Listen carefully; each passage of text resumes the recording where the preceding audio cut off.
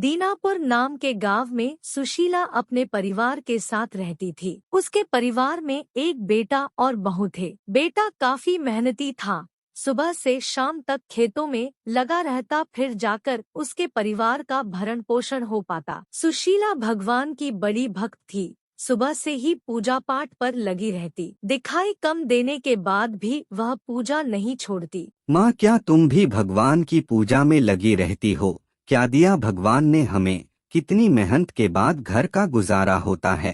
बेटा, ऐसा नहीं कहते। भगवान पर भरोसा रखो, वो सबकी मनोकामनाएं पूरी करते हैं।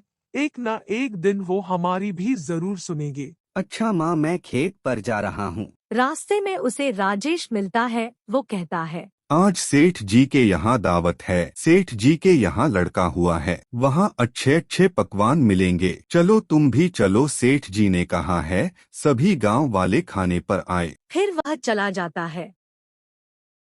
हे भगवान, कभी हमारी भी सुन लो। शादी को 10 साल हो गए, अभी तक तुमने संतान का मुंह नहीं दिखाया। मैंने क्या अपराध किया जो मेरे साथ ऐसा हो रहा है? यह कहता हुआ रामू आगे की तरह चल देता है। रामू की पत्नी भी काफी मेहनती थी, वो भी दूसरों के घर में काम करती थी। एक दिन सुशीला गांव के मंदिर में बैठी पूजा कर रही थी कि उसे एक बच्चे ने आवाज दी, दादी, मुझे बहुत भूख लगी है, कुछ खाने को दो ना। बेटा, मेरे पास तो कुछ भी नहीं है, मगर हाँ प्रसाद है, अगर चाहो तो खा लो। ठीक है, प्रसाद ही दे दो। सुशीला को उस रात सपना आता है कि एक छोटा बालक उसके सपने में आकर उसे उठा रहा है। दादी उठो, दादी उठो, देखो मैं तुमसे मिलने आया हूँ।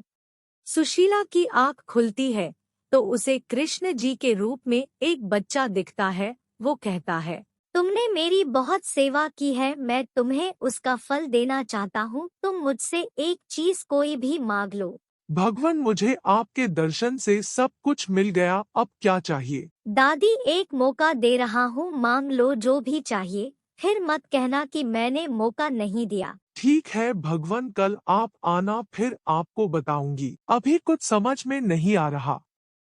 यह कहकर भगवान वहाँ से चले जाते हैं। अगले दिन सुशीला बहुत खुश होती, वह अपने बेटे को बताती है, रामू, कल मुझे रात को मेरे भगवान कृष्ण मिले, जिन्होंने मुझे कोई एक चीज मांगने को कहा, लेकिन मैंने कहा कि कल मानूंगी।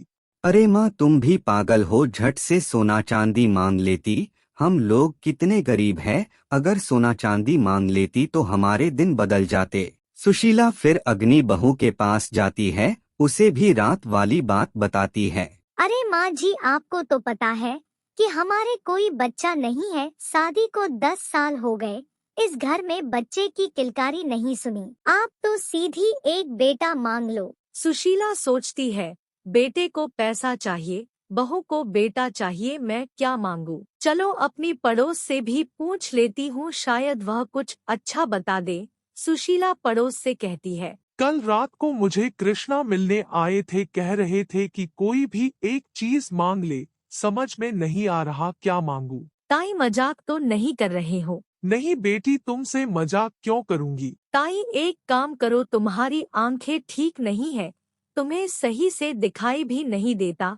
कम से कम जितनी उम्र बची है उसके लिए आंखें ही मांग लो। रात को सुशीला कृष्ण भगवान का इंतजार करती है, इधर से उधर चारों तरफ चक्कर लगाती रहती है। काफी देर के बाद वो आते हैं। दादी, लगता है नींद नहीं आ रही, मांगो एक वचन जो मैंने तुम्हें दिया था। भगवान, अगर मुझे देना ही चाहते हो, एक वचन दो कि मैं अपने पोते को सोने चांदी में खेलता हुआ देखना चाहती हूँ।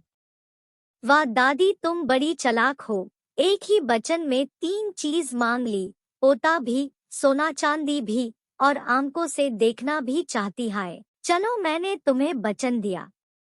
तथास्तु। आदि के परिवार को सब कुछ मिला, उनकी भक्ति और पूजा ने उन्हें सब को दिया। इस कहानी से ये सीख मिलती है, जो भी काम करो उसको मन से करो, उसका फल जरूर मिलेगा।